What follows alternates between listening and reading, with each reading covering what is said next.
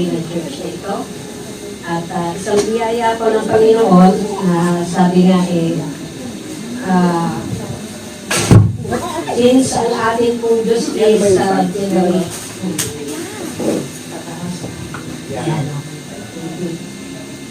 yung ating pong Diyos ay generational God.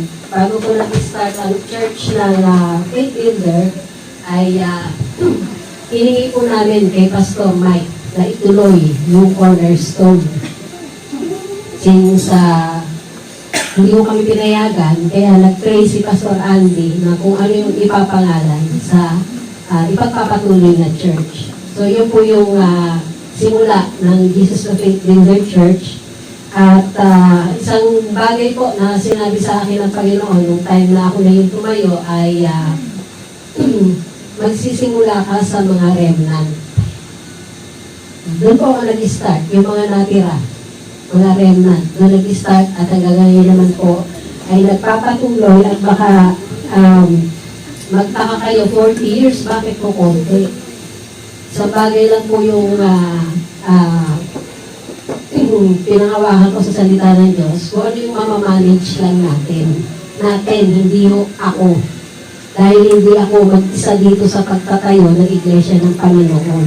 Katulong po yung bawat isa sa atin, kaya nga yung prayer ko na yung malaman ko na bawat isa yung purpose nila at yung calling na inyo pong isa-serve sa inyong domain. Kaya po yung topic natin ngayon na binigay ng Panginoon ay yung the enabling grace. Yan, papagilid ng alam ako. To live and manifest the God life in the now. So, every day, in every way, at in every domain. Hindi niyo po ba napapansin na iba-iba tayo ng domain? Hindi naman lahat tayo dito engineer. Andito po ngayon yung mga ano bang tawag doon, yung mga nag-start sa worship team. Andyan po yung ating general na bahista, si General Orozco. At yung po ating engineer na drummer, si Brother James. At yung po ating assistant pastor, si Pastor Erwin, na patuloy pong naglilingkod sa Imus Christian School. So yan po yung tatlong, siguro sasabihin makulit. Ayan. Yan po yung tatlong sakitan ng ulo pastor na. Kaya, okay, so, ganon? Okay. So, yan po yung biyaya ng Panginoon sa buhay po ng nagsimula mula kay Pastor Mike hanggang ngayon at patuloy po natin makita. Pakibasa nyo nga po, Efesos 3:20-21. Purihin natin ang Diyos na makapagawa ng higit pa sa hinihingi o inaasahan natin sa pamamagitan ng kapangyarihan niyang kumikilos sa atin. Purihin natin siya magpakailanman dahil sa mga ginawa niya para sa Iglesia na kay Kristo Jesus. Okay. Yung mga elementary naman. Ang taglit yung mga elementary. Toddler. Okay. Basahin mo yung English. Erin.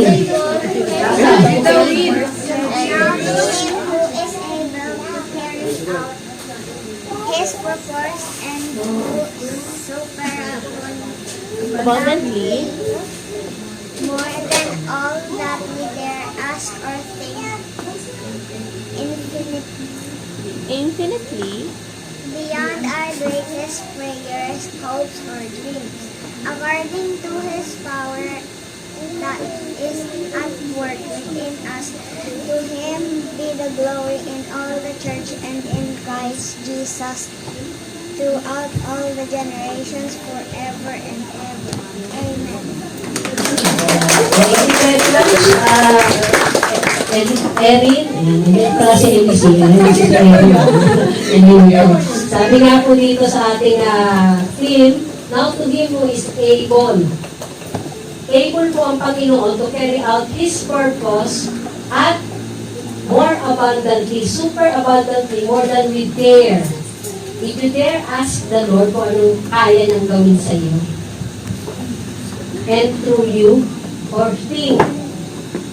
Tinitignan mo ba yung sarili mo na hindi lang yung kakayahan mo, kundi ano yung kayang gawin ng Panginoon through you? Kasi po, sa panahon natin ngayon, mas madalas, kung hindi man na paminsan-minsan lang, tinitignan natin kung ano yung kakayanan natin na hindi natin na-acknowledge na kaya lang natin nagagawa ay dahil sa Panginoon na nasa atin.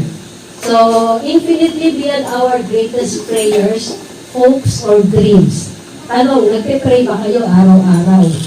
Kayo ba'y may inaasahan? Kayo ba'y may pangarap? Hindi lang yung sarili yung pangarap. Pangarap yung makapag-asawa, pangarap yung magka-boyfriend ng Koreano. Ito ba yun? Okay, gusto mo gawin na mayugan na Koreano. Okay, ganun na. Okay. So, makita po natin, according to His power that is at work within us. Ang tanong, alam niyo ba yung power that is at work within you? Ako walang sumagot. Parang walang alam.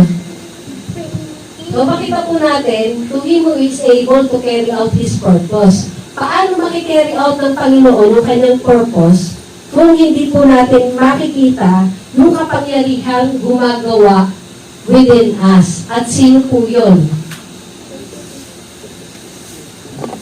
Sino po yung gumagawa sa atin? Sino ba yung nasa sa atin? Wala na po kasing baguhan dito puro na kayo mga nakakilala sa Panginoon. Pero yung pong Holy Spirit, yun yung nalilimutan natin i-acknowledge na patuloy po gumagawa sa atin. Kung paano nga pong sinabi sa Luke 1, saan ko magpapapag? Yan. Yan. Okay? Yan.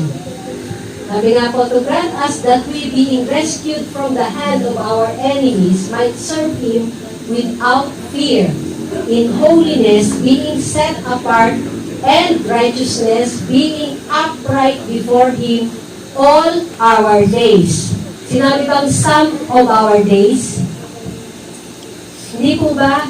All our days. Ilang days na kayo? Ilang birthdays na kayo? Ha? Oh, 46? 15? 15? Oh, ako 59. Tatlong citizenship sa isang taon. Ha? Tatlo. Ha? Filipino. Senior. Ano pa? Heavenly. Oh. Kayo, hindi nyo na-acknowledge na meron kayong heavenly citizenship. So dito nga po, serve God out of love, not fear. Dahil natatakot ka lang. Pero matakot ka, yung magiging consequence ng hindi mo pagsunod sa Panginoon. Sabi nga po, ayon sinasa kanyang kasunduan, ililigtas niya tayo sa ating mga kaaway upang makapaglingkod tayo sa Kanya ng walang takot at nagmaging banal at matuwid sa Kanyang paningin habang tayo'y nabubuhay. Kayo po ba ay banal at matuwid sa Kanyang paningin? Ala, hindi nyo rin alam kung kayo'y banal at matuwid. Nakikos ko po, magandang trabaho nito. Okay? Paano po kayo magiging banal at matuwid? Sa ating Panginoong Isus. O, yun. Dahil lamang po sa ating Panginoong Jesus. Kaya lang, yung banal at matuwid, hindi ka nananatili sa kasalanan. At hindi ka mananatili sa kasalanan. Yes, nagkakamali tayo, nagkakasala. Balik ka lang lagi sa Panginoon. Pero hindi mo na uulit-ulitin pa yung kasalanan na nagawa mo na kung totoong pinagsisihan mo na. Kaya makakapaglingkod ka sa Kanya, kaya kang gamitin ng Panginoon sa paraang gusto niya. Sabi nga po dito sa Acts 4:29, pakibasa po. And now, Lord, observe their threats, take them into account, and grant that your bondservants may declare your message of salvation with great confidence. Okay. Kayo ba ay confident na makapag-share ng gospel? Talaga. Ilan na share nyo? So makikita niyo po mamaya na hindi po kayo tinawag ng Panginoon o tayo tinawag ng Panginoon para nandito lang tayo sa local church. Kaya po kayo nilagay sa inyong mga domain.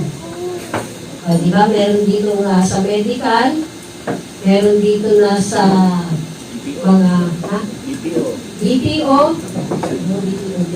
yan. Sa education, sa sales, saan pa? Marami magkakaiba po. Okay? So, kasama po yun sa, ayan, meron pa sa pagluluto. Di po ba? Business. Ayan, mga business na yan. Kasama po yan. Sabi nga po Lord, you have been my hope, my confidence. Kasi kung sa ating sarili lang po, tayo magiging confident, nawawala po yan. Pero every time na iniisip natin ang Panginoon na nagbibigay sa atin ng confidence para magawa natin, para masabi natin, at para talagang maipangaral yung kanyang paghahari dito sa lupa. Marapit na po siyang dumating. Kung nakikita niyo po at nag-o-observa kayo sa mga pangyayari sa ating bansa, siguro by next week matatalakay ko po yung mga prophetic destiny na nangyayari na ngayon sa panahon natin. Kaya mag-ipon-ipon na po kayo yung 2025 hanggang 2027. O yan na po yung year ng increase at after nun, kung hindi pa darating ang Panginoong Jesus. So nandun naman po yung mas matinding paghihirap na mararanasan po ng mundo. Ng mundo, hindi yung mga sumusunod sa kanya. Dito po sa Acts 14:3, makita po natin, so Paul and Barnabas stayed for a long time, speaking boldly and confidently for the Lord, who continued to testify to the word of His grace, granting that signs and wonders, attesting miracles, be done by them. So hindi lang po yung pangangaral ng word, pero meron pong manifestation ng signs and wonders, or yung pong mga miracles. Meron po dito mga tinawag para magpagaling. Yung lahat, yung sabi nga, yung giftings po na binigay ng Panginoon, yung iba nakakapagsalita ng iba-ibang wika, yung iba ay gumagawa ng himala, hindi na mo sinura ang Lord, at yung pong pagpapagaling. Minsan alanganin pa tayo ilagay yung kamay natin Okay? Pero yung mag-pray ka para sa kagalingan at paniwalaan mo yung pangako ng Panginoon. Kung paano ko pong lagi sinasabi, I am the healed of the Lord. Kahit yung physical ko pong katawan, kung makikita nyo, hindi ko napapakita. Yan. Ay, puro peklat na po yung binti ko. Dahil every time na nasasali ako sa mga kahul-kahul na ganyan, sa pag natutog ako sa jeep o nagasgas, nagkakasugat po agad. At isang biyaya po ng Panginoon, gumagaling po agad. Hindi mo nagtatagal. At kahit po yung mga daliri ko ay balong-baluktot na, pero tinignan ko kahapon yung resulta sa rheumatoid arthritis o mga exam para sa rheuma. Kung negative naman. Pero lang isang mataas. So, pero sabi ko nga, Panginoon, kanina nga yung prayer no, Lord, salamat po, Panginoon, na matapos ko lang yung purpose ko, maligaya akong umuwi sa iyo, nasa iyong presensya, makikita ko kayong ibang mga banal na aking kapatid na sa Panginoon. Yun po yung hope na makita natin, hindi lang yung buhay dito sa lupa. Kamakailan lang ako, ay namatay yung kapatid ko, 54 years old lang, principal. Mas sobrang stress. Pero thyroid storm po yung dahilan ng kanyang kamatayan, yung kidney stones, ay yung kidney failure. So, sabi nga, hindi po natin hawak yung ating buhay. Kaya habang tayo po ay binibigyang buhay pa ng Panginoon, isang encouragement ko po, yung magka-reunion kami ng mga high school batch ko, sabi ko, buhay ka pa hanggang ngayon. Kasi may dalawa na akong na-encounter na may Parkinson's disease na babae. Yung kaklase ko at yung isang kapitbahay natin sa Baclaran, nakausap ko. So, makapag-share ako ng konti with regards sa management ng may Parkinson's. Pero sabi ko, Lord, ito yung mga dahilan, bakit ipinaranas mo sa akin, o sa amin, ng mga anak ko, kasi nakapag-alaga naman sila po, 15 years sa daddy nila.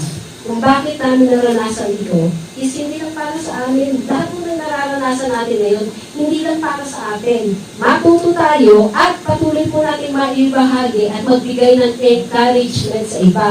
Na ma-build yung faith nila, hindi lang doon sa kakayanan nila, kundi sa kakayanan ng mga doktor. Yes, ginagamit sila ng Diyos. Pero makita po natin, ang Diyos ay nagpapagaling hanggang ngayon. Ang Diyos ay nagpapala hanggang ngayon. Ang Diyos ay patuloy na gumagawa ng himala, ng mga pagbabago sa buhay, hindi sa sarili nating lakas, pero kailangan ng cooperation mo. Yung pagiging decisive mo, na gusto mong mabago, na hindi mo hahayaan, at huwag mo natin lagi i-acknowledge, gawa ni Satanas. Gusto niyo ba dumating dun sa place na wala na si Satanas? Sabi nga sa buhay ni Jesus, after yung temptation, iniwan na siya. At naghintay na lang hanggang sa opportune time. Na yung ipapako na siya sa krus. Nahuhusgahan na siya. So, after yung mga temptation, so after mo natin ma-overcome yung mga bagay na atin pong nangyayari, makita po natin na may katapusan ng lahat ng pagsubok at problema at yung mga trials, kailangan lang natin matuto.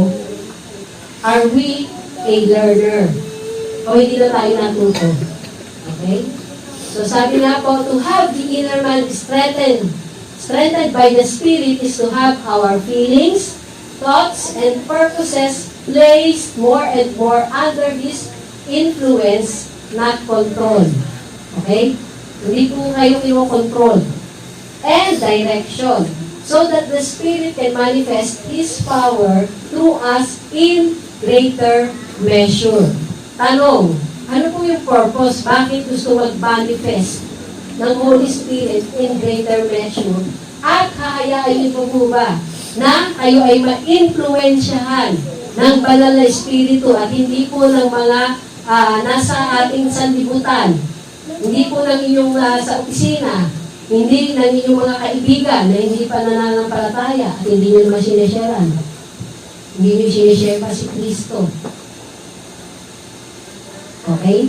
So makita po natin, unang-una, ano po yung purpose ng Holy Spirit na manifested power in greater measure sa atin.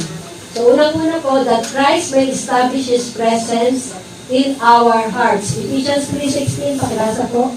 May He grant you out of the riches of His glory, to be strengthened and spiritually energized with power, with His Spirit in your inner self, indwelling in your most and personality. At dito po makita natin na yung prayer ni Pablo, may He grant you. Pero po rin ba ang gusto niyo maging prayer ko sa inyo? May He grant you. O granted na sa inyo. Ina-acknowledge niyo po ba ang Holy Spirit na kayo po ay strengthened at spiritually energized with power through His Spirit in your inner self. Nung tinanggap po natin ang Panginoong Jesus, kasama na po doon yung banal na Espiritu na patuloy po gumagawa sa atin. Ang tanong, alam niyo po ba yun? O kayo pa rin yung gumagawa sa inyong sarili? At patuloy na sa biyaya ng Panginoon nakakatayo pa rin naman kayo. Kaya lang, sa inyong sarili lakas. Personal ko po masasabi yan kasi hindi ko kaya sa akin sariling lakas.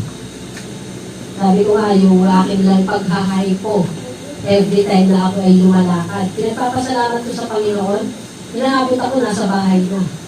At kung abutan man ako sa labas, ramdam ko. Hindi katulad doon dati. Kasi yung kinuwento ko sa inyo taga-Baclaran, naalala pa niya. Di ba nung minsan nahimatay ka doon sa may, yung restaurant sa may harapan nun? Tapos hindi ka kakilala. Sabi ko, ako nakakilala sa iyo. Sabi Jacob. Sabi Jacob. Hindi sa McDo, sa may restaurant lang. Sa may 17 rin. Ayun, chopstick. Ayun. Sabi niya, nahimatay daw ako doon at itatanong yung mga tao, taga saan ka daw? Nakita kita, ikaw yung ano, kaya dinala ka namin dito sa 17. Ayun, hindi namin tandaan. Pero tandaan niya. Okay. So, takbo ba? Sabi na kasi dito sa harapan. Okay? So, so pakita po natin ulit yung pong biyaya ng Panginoon na patuloy pong pinagkakaloob sa atin. Sabi po sa Leviticus, nasa Leviticus, 26:11 to 12, ito po yung pangako ng Panginoon, hindi lang sa mga Israelita, but even sa atin. I will make my dwelling among you, and my soul will not reject, nor separate itself from you. Huwag na ako tanongin kung may kaluluwa, kung may salita nito. May kaluluwa eh. Ano po ba yung consist ng kaluluwa? Spirit, soul, and body. Diba? Yung kaluluwa po, nandun yung ating emosyon, nandun yung ating kaisipan, nandun yung ating will. Okay? I will walk among you and be your God, and you shall be my people. So, yun po makita natin na talagang nais ng Panginoon na mag-dwell siya dito sa ating buhay. At patuloy po na yung purpose niya ay magawa po natin habang tayo ay pansamantalang naririto sa mundo. The mere fact na binuhay ka pa ng Diyos, buhay ka, hanggang ngayon, meron kang lakas, nais ng Panginoon na gamitin ka.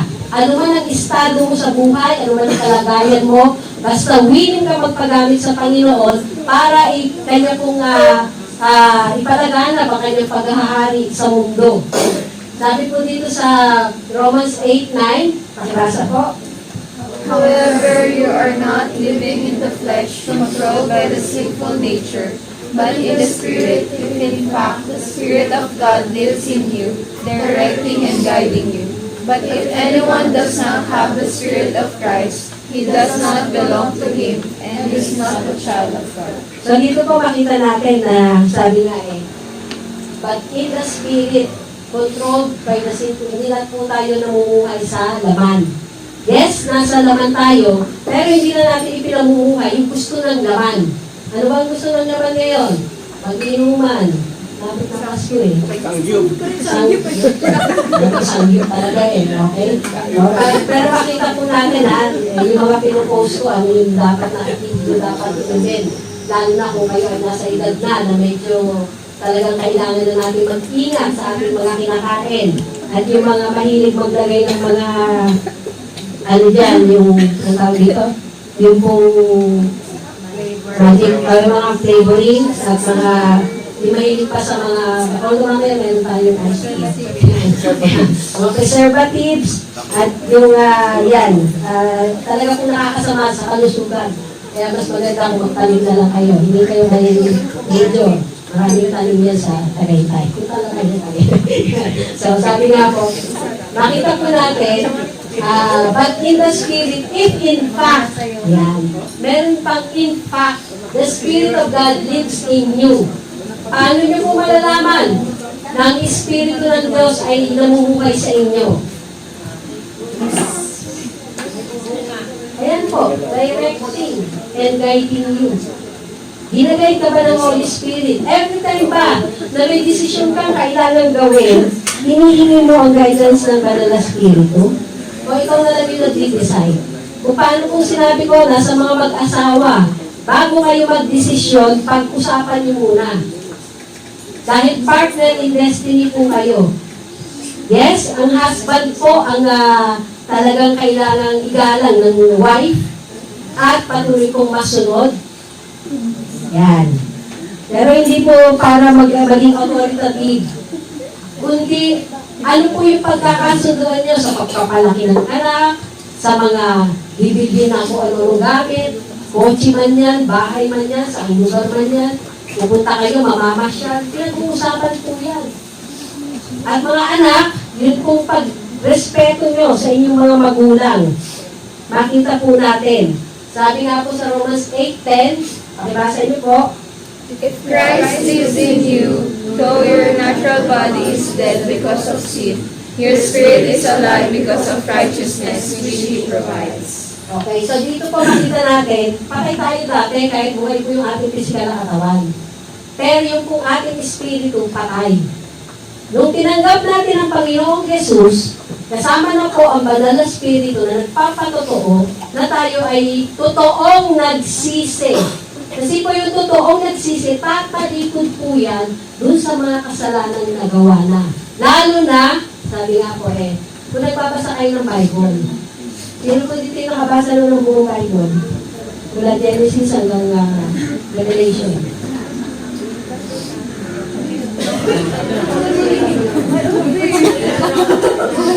Kaya ako noon pa, bago pa lang ako talagang Kristiyano, yun ang muna ko, kahit wala akong mag-Bible reading nun. Bakit hindi po kayo makapagbasa ng Bible? Sino po nagpe-prevent nung magbasa kayo ng Bible? Ha? Sarili? Ano pa? Mga gawain, trabaho, tayo binigyan ng 24 oras. Alam niyo po, sino nag-prevent sa inyo para magbasa ng Bible? Si Satanas.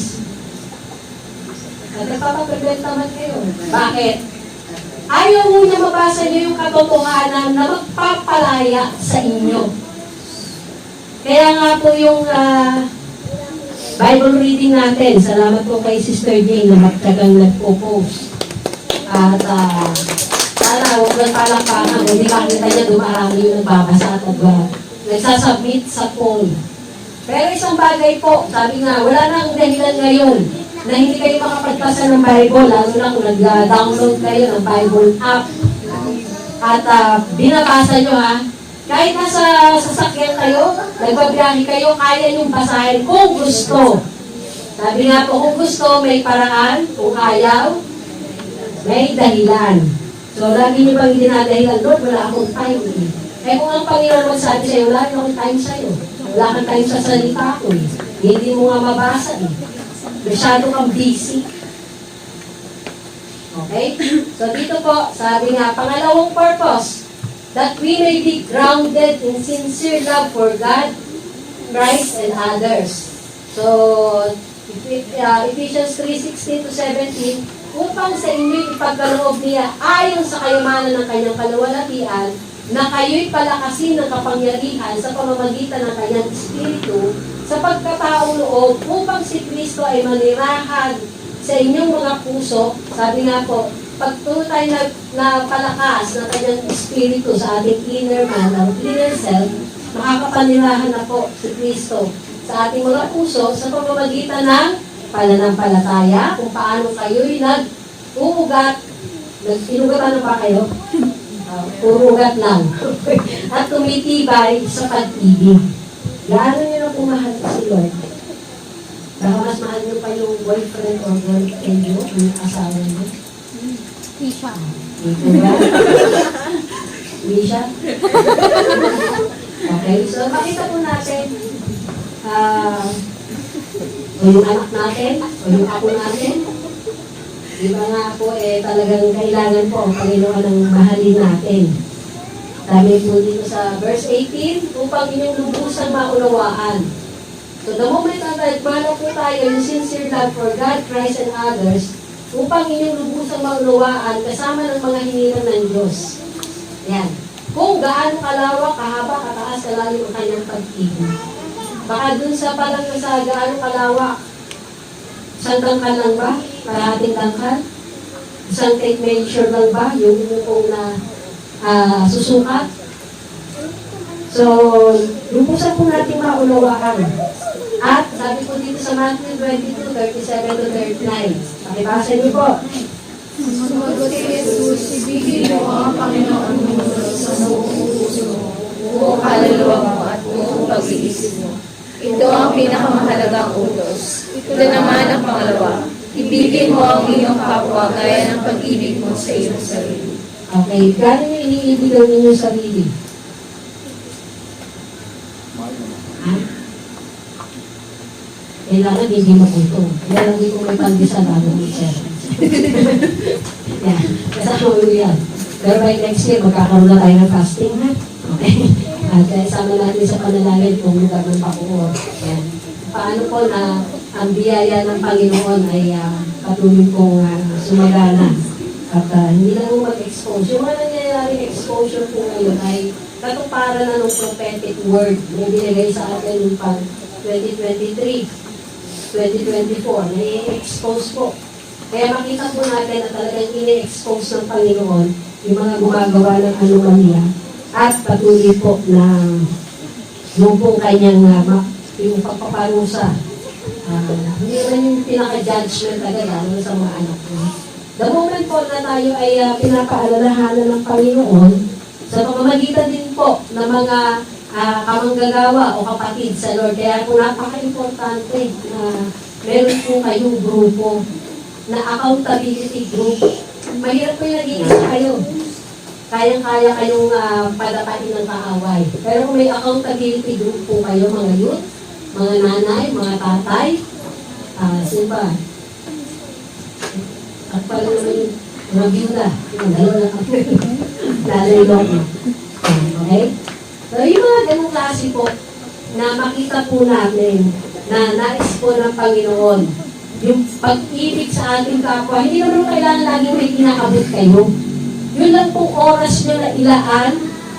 Diba? Kasi lalo na sa mga nanay, laging busy. Mga anak, walang ginawa, kundi hindi sa makipag-usap sa mga magulang, puro sa cellphone. Kaya malabo na mga mata. Minsan lang, lalo na naglaman yung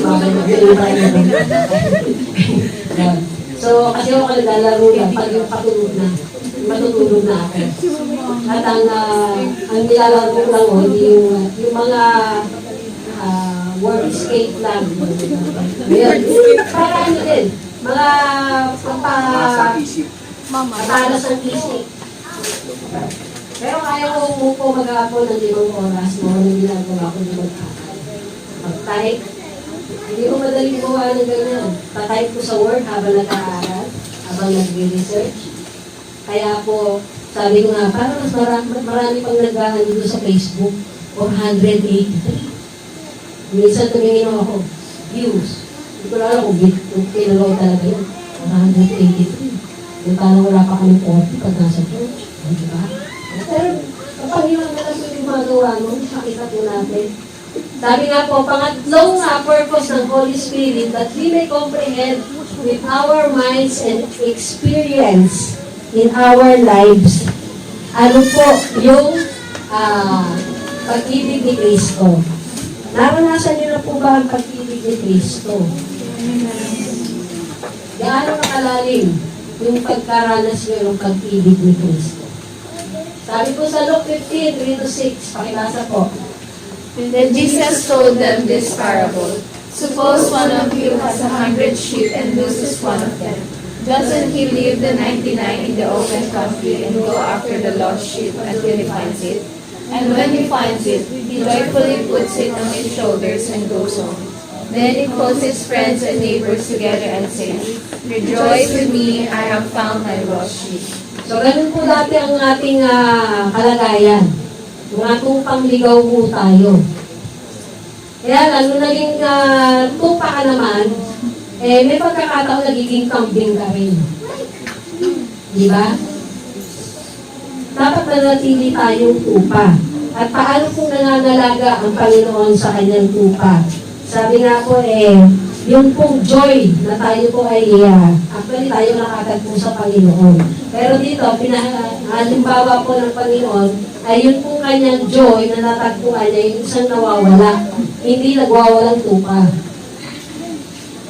Kaya nga sabi ko po, every time na tayo ay nagkakamali, balik lang sa Lord. Huwag nang itago ang kasalanan kasi mai-expose din yan. Hindi po hahayaan ng Panginoon na sa pagmamahal niya sa atin, ay hindi po ma-expose yung kamali ang ginagawa natin sa ating buhay. Sabi nga po dito, yung pong assistance at support na ibinibigay po ng kanya pong binibigay niya sa tupa in times of hardship and distress, yun po yung pinoprovide ng Panginoon. Kita niyo po yung ginawa niya dito, buhat-buhat niya. So, the complete joy he has when the sheep return to his fold, and how precious we are in the Savior. So, dito po makita natin, pag po yung matured na yung sheep, nasugatan, na balikan. Pinapasaluyan ng Panginoon sa leeg. Pero yung mga bata pa, kinakalong niya, ilalagay sa tabi niya, sa kanyang puso.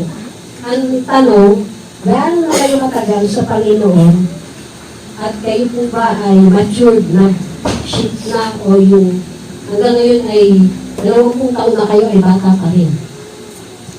Gaano na po yung maturity natin sa Panginoon? Sabi ko dito sa Isaiah 40:11, sabi, he tends his flock like a shepherd. He gathers the lambs in his arms, o yung mga lambs, and carries them close to his heart. At dito po, makita natin, the weak and burdened sheep are given special care by the Lord. Kaya kung kayo po ay burdened at yung sabi nga po yung special care, kayo ba ay nanghihina? Aminin nyo na kayo ay nanghihina, kayo ay nanlalamig, at kailangan yung bumalik yung init ng pagmamahal nyo sa Panginoon, yung init ng pagsunod nyo sa Lord, at hindi po yung pinapaybayaan nyo lang agawin ng sanlibutan ang inyong atensyon. So, yung makita po natin, he does not cast them over his shoulders as how a shepherd carries a full-grown sheep. He embraces them close to his heart, a powerful picture of his love. Mahal na mahal ka pa rin ng Panginoon kahit na nagkamali ka. Ang kailangan lang niya, aminin mo ang pagkakamali at manumbalik ka sa Kanya. At aminin mo, Lord, hindi ako naging masunurin. Lord, sumuway ako sa sinasabi mo sa akin. Ang tanong, naririnig mo ba kung ano sinasabi ng Panginoon sa iyo? Kung hindi ka marunong makinig, at kung hindi mo pa ina-acknowledge ang Holy Spirit na mangungusap sa iyo, hindi mo talaga maririnig. Kahit nagbabasa ka ng Bible at hindi mo maintindihan, hindi ka lang ng wisdom. Lord, paano ko ba maintindihan ko? Hindi ko makagawaan. Kahit ka na nakulit, Lord, paano ko ba, ano bang ibig mo sabihin dito? So, kailangan mag-aral. Isang bagay po na makita natin na mahal tayo ng Panginoon. At yun pong sabi nga sa makita natin na wag mo tayong tatalikod sa Lord. May mga pagsubok, problema, pero wag mo tayong tatalikod sa Panginoon. Magpatuloy lang tayo. Every time po na may mga pagsubok tayo naranasan sa ating buhay, it's for our learning. Ang tanong, natututunan na tayo. Kasi may paggagamitan ng Panginoon, kung ikaw ay natuto, may paggagamitan yan. Meron kang i-encourage na iba. Dahil doon sa na-experience mo, na natutunan mo, at nalaman mo na ang kapayapaan mo ay galing lang sa Panginoon. Dito po sa Ephesians 3:18, sabi, be fully capable of comprehending with all the saints, God's people, the width and the length and height and depth of His love, fully experiencing the amazing, endless love ng ating Panginoon. So yun pong makita natin, maunawaan natin yung pag-ibig ng Diyos. Hindi mo kasi ibig tayo ng Panginoon, wala na tayong problema, wala na tayong pagsubok. Dadaan po tayo dyan para tayo ay maging matatag. Para tayo ay matuto. Huwag mo kayong kakanta na yung kanta ni Gary Valenciano. Gary Valenciano yun. Hindi na natuto. Sino yung kumanta nun? Noel Cabangon. Hindi pala si Gary D. Yung hindi na natuto, di ba? Pero maraming mga Kristiyano, gano'n eh. Hindi na natuto. Pero alalahanin nyo, mahal na mahal pa rin kayo ng Panginoon. Kaya hanggat itinutuwid po niya tayo, magpatuwid na tayo kung tayo ay malugtot na. Okay? At pang-apat, that we may be filled with all the fullness of God. Nais po ng Panginoon na tayo ay puruin niya hanggang sa brim. So God's presence may so fill us that we reflect and manifest from our innermost being the character and stature which belongs to the Lord Jesus Christ.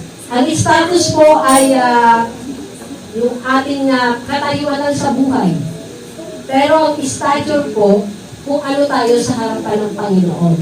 Bawat isa sa atin, precious sa harapan ng Panginoon. Dahil tinubos tayo ng kanyang banal na dugo, At patuloy po siya naghirap, tiniis ang hirap, pasakit, para po tayo ay madala niya sa kanyang kaharian. At hindi siya nananatili sa pabulukan o kamatayan. Naranasan niyang mamatay, pero after 3 days, buhay mo siya. Hindi ba kayo natutuwa at hindi ba kayo nagagalak na ang Panginoong inyong sinasamba ay buhay at hindi patay, hindi nakapako? Hindi rebultong gawa ng kamay ng tao. Buhay po ang Diyos natin. Nakikita niya, naririnig lahat ng ginagawa mo. Akala mo lang na itabi mo, na itago mo. Kahit itago mo yan sa mga magulang mo o yung mga magulang sa mga anak, lalabas at lalabas yan dahil mahal tayo ng Panginoon. At gusto niya po na patuloy tayong punuin ng kanyang presensya at patuloy siya makagawa sa atin. Sabi po sa Leviticus 26:13, pakibasa po. I am the Lord your God, who brought you out of the land of Egypt, so that you would not be their slaves. And I broke the bars of your yoke and made you walk upright with head held as a free man. So dito po makita natin I broke the bars of your yoke and made you walk upright. Hindi downright. Ang tanong, lumalakad po ba kayo ng upright? Ng taas noo. Hindi po mataas yung ere. Pero taas noo. Kasi kilala mo kung sino ka kay Kristo eh.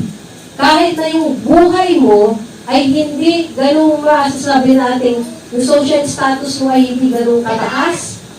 Pero yung isipin mo lang, minahal ka ng Diyos. Binuhay ka ng Diyos. Ano nga, pinapakain ka. Hanggang ngayon, sinusustain lahat ng pangangailangan mo. Hindi pa ba sapat yun para magpasalamat ka at patuloy mong itaas ang iyong noo, ang iyong ulo. Yan, yung noo ko kasi tumataas ng mga lalaki Pero makita po natin, held high as a free man. Yan, 6:65-66, ito po yung katotohanan. And he was saying, this is the reason why I have told you that no one can come to me unless it has been granted him. That is, unless he is enabled to do so by the Father. Tinawag tayong bawat isa sa atin ng ating Ama.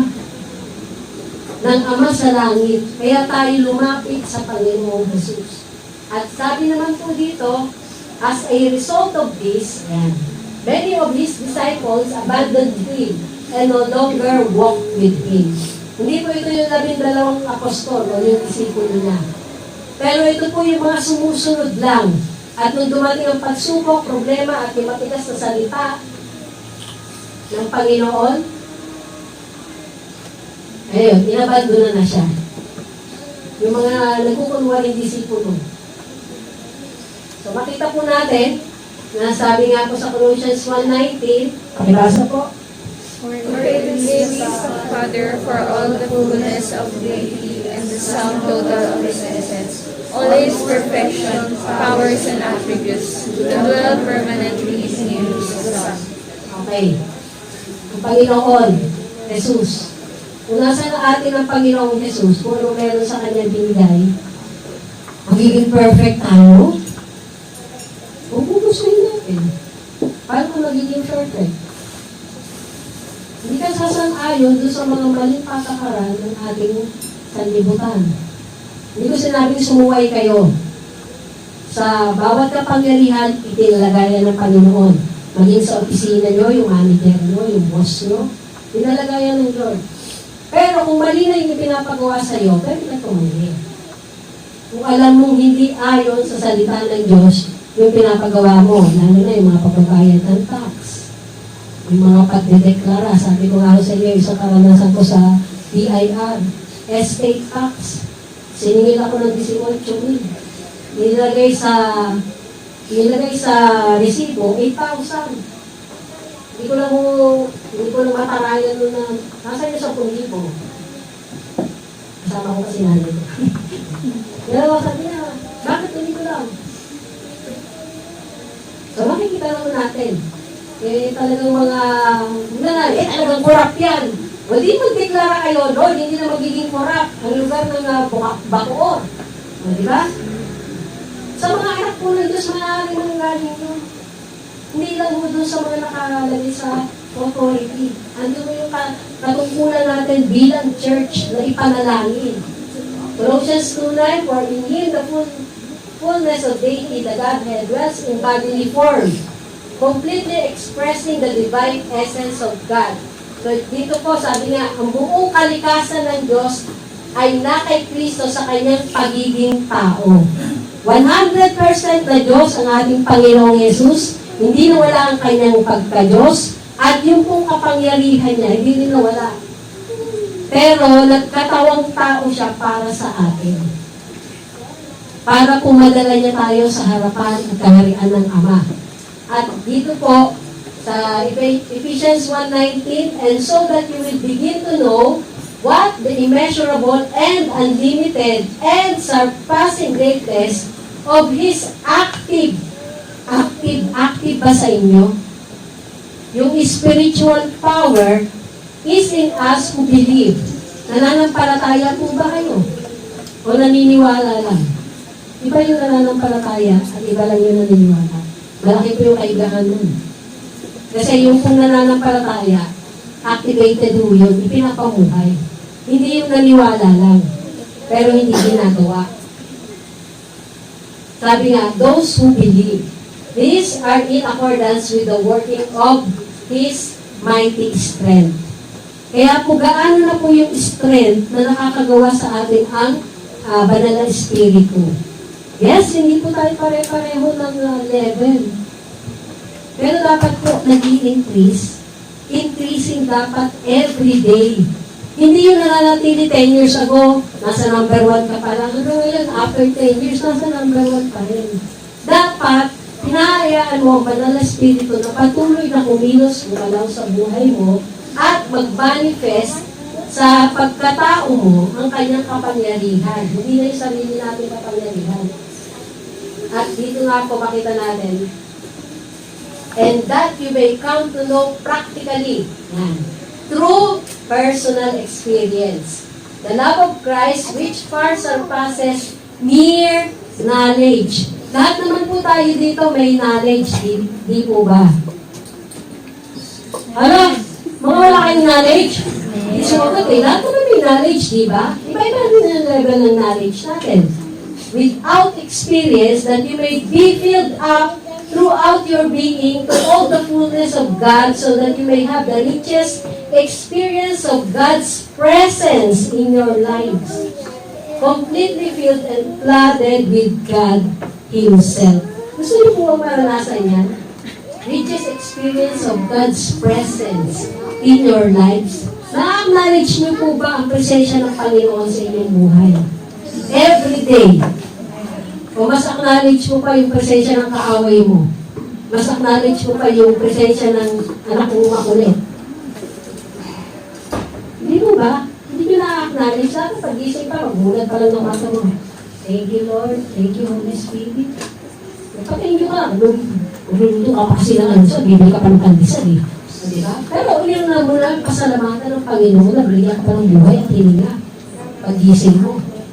Sabi nga po dito, that we may be filled with all the fullness of God. Nais po ng Panginoon na ilagay niya sa atin yung kanya pong kapangyarihan at patuloy po na mabago tayo. Hindi po natin matatransform ang ating sariling kaisipan, ang ating sarili, kundi po gagawa ang banal na Espiritu na nasa sa atin. So this coming year is the year that God will reveal Christ in us and manifest His hidden glory in our lives and in our territory or yung pong domain. Hindi po tayo tinawag ng Panginoon para doon lang tayo sa church, sa church magamit. Kundi, kaya nga po kayo nasa labas. Kaya po kayo pinalalabas. At patuloy po, nasabi nga, isang kaluluwa lang nadalhin mo sa Panginoon. Hindi lang dalhin, alagaan mo, pakainin mo, turuan mo. Malaking bagay na po yun sa kaharian ng Panginoon. So God's word for us is that what is hidden will be revealed. Sa positibong paraan po, ano yung nasa sa iyo na hindi mo pa nakikita? I-reveal yun ng Panginoon. Ano yung kaya mong gawin sa pamamagitan niya? hindi kasi ako marunong mag-share. Nag-aaral ka ba para mag-share?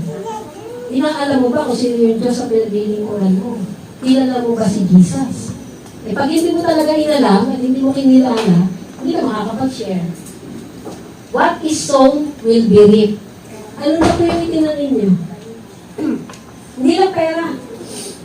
Oras nyo, pagbibigay nyo ng hope, pagbibigay nyo ng encouragement. Kasama po yan sa mga itinatanim. Hindi lang yung nakikinig ka ng kwento, pero habang nakikinig ka ng kwento nila, ano na pag negatibo, nagpipray ka na. Lord, ano yung pwede kong sabihin na makaka-encourage? Makakapag-lift up sa Kanya. So, what is weak will be strengthened. God's grace, goodness, and glory were upon them all.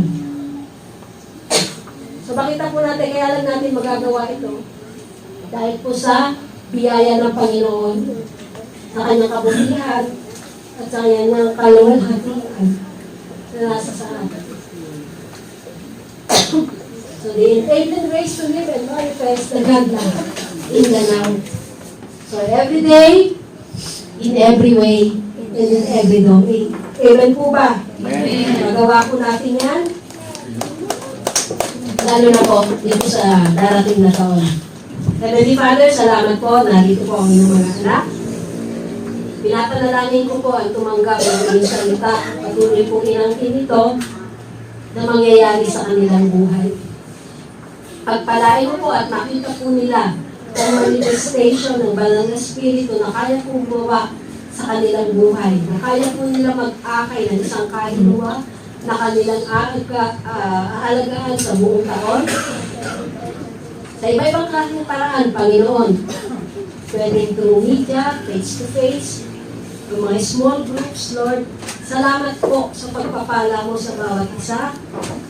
At dalangin ko po, Panginoon, na dumating kami sa lugar na wala na pong devil na maaaring gumalaw, kumilos, magbigay ng mga negatibong kaisipan sa amin dahil po na nasa amin ay patuloy na magpamanifest.